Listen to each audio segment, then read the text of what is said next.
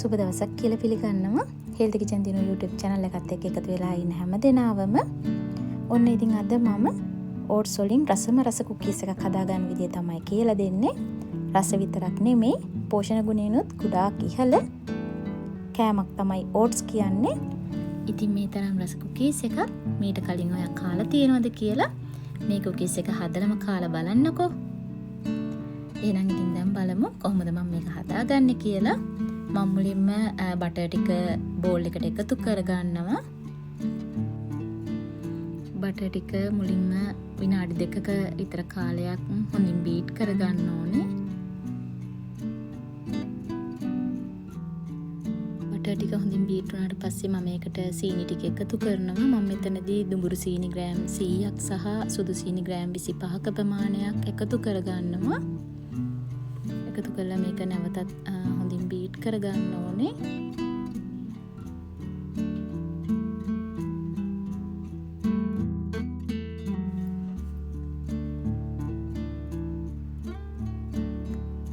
මම දැන් ඒකට බිත්තරයක් එකතු කරනවා. බිත්තරෙත් එකතු කරලා මේක නැවතත් හොඳින් බීට් කරන්න ඕනේ.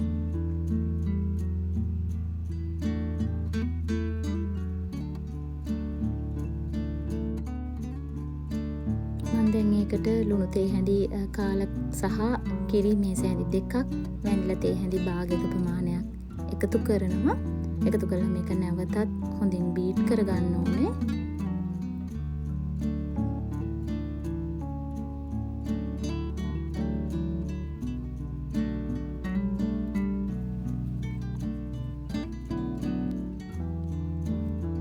මම දැන් ඒකට පාන් පිටි ග්‍රෑම් 100ක් බේකින් සෝඩා තේ හැඳි භාගයක් සහ කුරුඳු පවුඩර් තේ හැඳි භාගයක ප්‍රමාණයක් එකතු කරගන්නවා.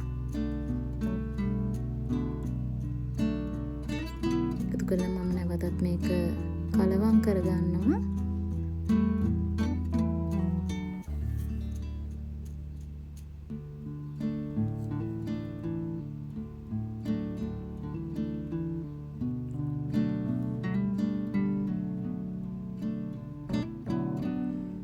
දැන් මම මේකට ඕට්ස් ටික එකතු කරනවා. මෙතන ඕට්ස් කප් එකමාරක්, ඒ කියන්නේ ග්‍රෑම් 120ක ප්‍රමාණයක් තියෙනවා. මම ඒකට වියලි මිදි ටිකත් මේ වෙලාවෙදී එකතු කරනවා. ඒ වගේම මම කුඩාවට කෑලි කපාගත්ත වෝල්නට්ස් තමයි මේ එකතු කරගන්නේ. ඉතින් ඒ වෙනුවට ඕගොල්ලන්ට කජු උනත් මේකට එකතු කරගන්න පුළුවන්. දැන් මම මේකට කෑලි කපාගත්ත මිල්ක් චොකලට් ටිකක් එකතු කරනවා.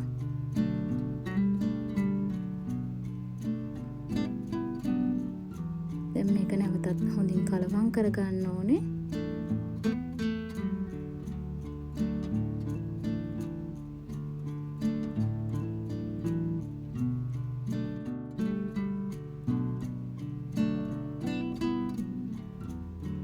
දැන් මේක හොඳින් කවර් කරලා විනාඩි 30ක කාලයක් ශීතකරණයේ තියන්න ඕනේ.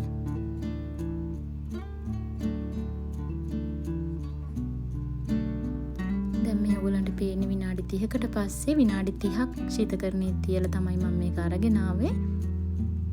මම ට්‍රේ එකත් මේ විදියට පේපර් එකක් දාලා ලෑස්ති කරගත්තා. මේ වෙලාවේදී oven එක රත් වෙන්න තියන්න ඕනේ. මම මගේ oven එක 180 උෂ්ණත්වයට රත් වෙන්න තියලායි තියෙන්නේ.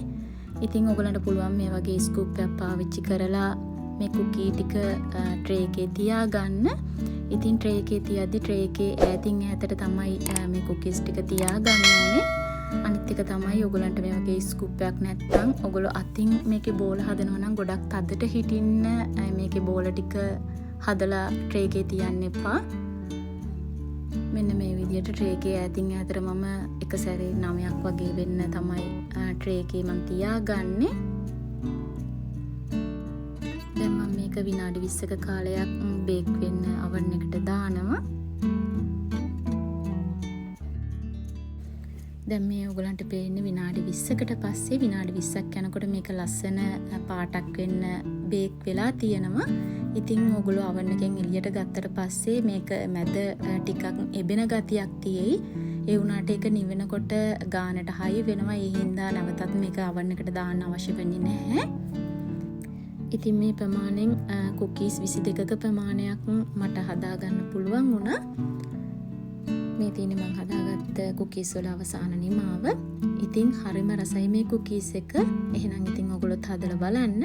මගේ වීඩියෝ එක හොඳ නම් ලයික් එකක් දාන්න. ඔයා තාමත් මගේ YouTube channel එක subscribe කරපු නැති කෙනෙක් නම් subscribe කරන්න කියලා ආදරෙන් මතක් කරනවා. මේ වගේ අලුත් වීඩියෝ එකකින් නැවතත් හමු වෙන්න. ඔයගලන්ට සුබ දවසක්.